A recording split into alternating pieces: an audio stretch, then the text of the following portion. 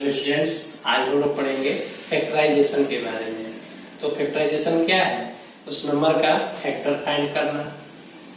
तो जैसे फैक्टर करना आप जानते हो, फैक्टर क्या है? तो किसी भी नंबर में जिस नंबर से डिवाइड हो जाए वही नंबर उसके फैक्टर होते हैं। जैसे मान लीजिए कि 8 है, तो 8 का फैक्टर क्या होगा? जो नंबर इसको डिवाइड कर दे वही इसके फैक्टर होंगे। जैसे कि मान लीजिए कि 1 से हम इसको डिवाइड कर रहे हैं, 1 से डिवाइड करेंगे तो क्या होगा? 8 होगा, यानी 1 और 8 इसके फैक्टर होंगे।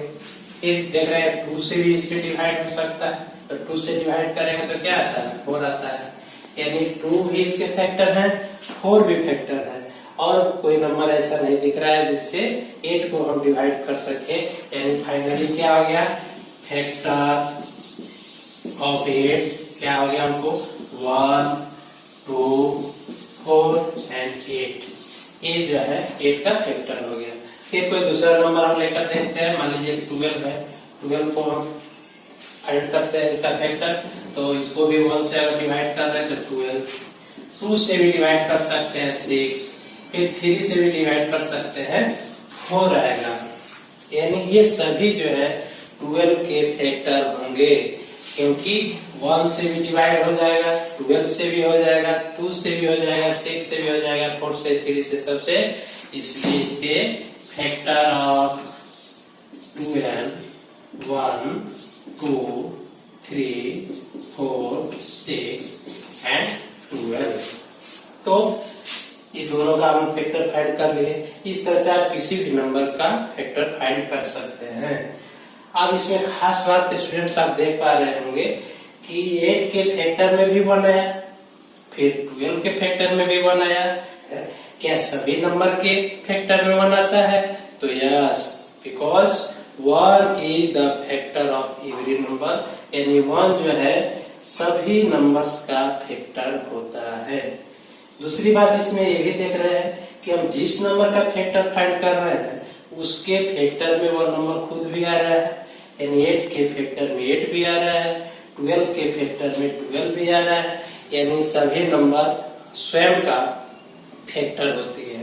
तो ये जो बात ये भी जानने वाले हैं अलजेब्रिक एक्सप्रेशन का, यानी पोलिनोमियल, क्वाड्रेटिक पोलिनोमियल हमारे सामने है, इसको हम फैक्टराइज करने वाले हैं और मिडिल टर्म स्प्लिटिंग मेथड से। ऐसे फैक्टराइजेशन के कई मेथड है, आइडेंटिटीज बेस भी है, कॉमन फैक्टर के बेस पर भी है, लेकिन यह जो है मिडिल टर्म स्प्लिटिंग में बहुत लोग बच्चे लोग को प्रॉब्लम होता है, तो इसको अच्छी तरह से आप समझ लेंगे, आपकी समस्या दूर हो जाएगी। तो आइए इसको बहुत ही इजीली समझते हैं। तो बस इसमें कुछ खास बात आप ध्यान रखेंगे। आप देख पा रहे हैं 3 टर्म्स का एक्सप्रेशन है। तो 3 टर्म्स में आप फर्स्ट टर्म को बिल्कुल ज्यों का त्यों लिख दे, फर्स्ट टर्म यानी यह जो है। फिर लास्ट टर्म यानी थर्ड टर्म जो है इसको भी इसके साइन के साथ में लिख दे। हो गया। अब बच गया बीच वाला मिडिल टर्म जो यहाँ 5x है। इसको 2 भागों में बांटना है, लेकिन इसमें कुछ शर्त है। वे 2 भाग ऐसे हों जिसको प्लस या माइनस करने पर प्लस 5x ही वैल्यू दे, प्लस 5x ही आवे। लेकिन अगर उस दोनों को मल्टीप्लाई करें तो फर्स्ट इंटू लास्ट टर्म के प्रोडक्ट के बराबर आवे। यानी फर्स्ट टर्म x² है और फिर ये 6 है, यानी 6x² हुआ। यानी इसको जब हम 2 भाग में बांट रहे हैं, उन दोनों भाग को जब मल्टीप्लाई करें तो उसका आंसर 6x² आना चाहिए, और प्लस या माइनस ऐड या सब्ट्रैक्ट करें तो इतना आना चाहिए। इस बात को ध्यान रखना है।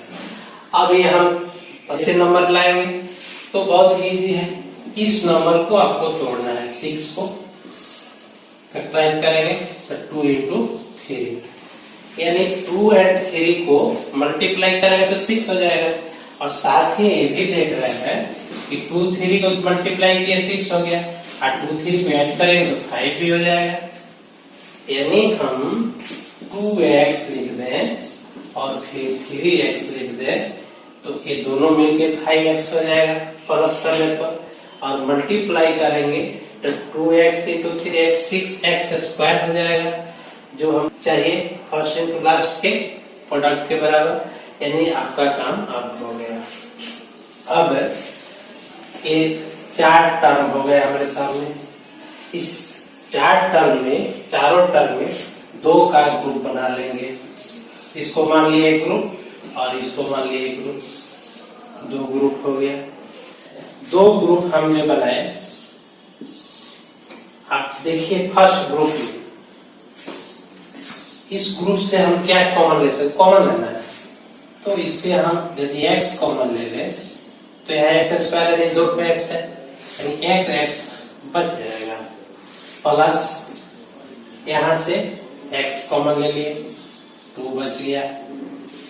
अब आइए सेकेंड ग्रुप में, इसमें देखा 3x है, फिर 3 के टेबल में 6 है, यानी 3 कॉमन ले सकते हैं तो प्लस 3 कॉमन ले लिए तो क्या बच गया x, और फिर 6 से 3 कॉमन ले लिए, 3 2 6 यानी 2। फिर ये 2 ग्रुप आप देख रहे हैं, इस ग्रुप में x प्लस 2 है और फिर इस ग्रुप में भी x प्लस 2 है, तो फिर इस x प्लस 2 को कॉमन ले लेंगे। तो इस ग्रुप में से यदि x प्लस 2 कॉमन ले लिए तो क्या बच गया x, और फिर इस ग्रुप में क्या बच गया प्लस 3, यानी यह जो है इसके फैक्टर्स है, यानी इसका फैक्टराइजेशन हो गया। अब हम लोग इसका फैक्टराइज करने वाले हैं, तो जैसा कि आपको पता है फर्स्ट टर्म को बस लिख देंगे, फर्स्ट टर्म हमने लिख दिया, फिर लास्ट टर्म को भी लिख देंगे, जो थर्ड टर्म है 6 लिख दिया। अब सब काम करना है मिडिल टर्म पर, इसको 2 भागों में बांटना है। 2 भागों में बांटते समय हमको क्या ध्यान रखना है कि 2 पार्ट जो हैं उनको यदि प्लस करें तो 11x आ जाए, या सब्ट्रैक्शन की स्थिति बनती है तो दोनों टर्म के सब्ट्रैक्शन का रिजल्ट भी 11 आ जाए। और फिर दोनों को यदि मल्टीप्लाई करें तो इस first term and last term के प्रोडक्ट यानी गुणनफल के बराबर। तो देखिए फर्स्ट टर्म क्या है 4x स्क्वायर, लास्ट टर्म 6 यानी 24x स्क्वायर है। अब इसमें के जो कांस्टेंट टर्म है इसको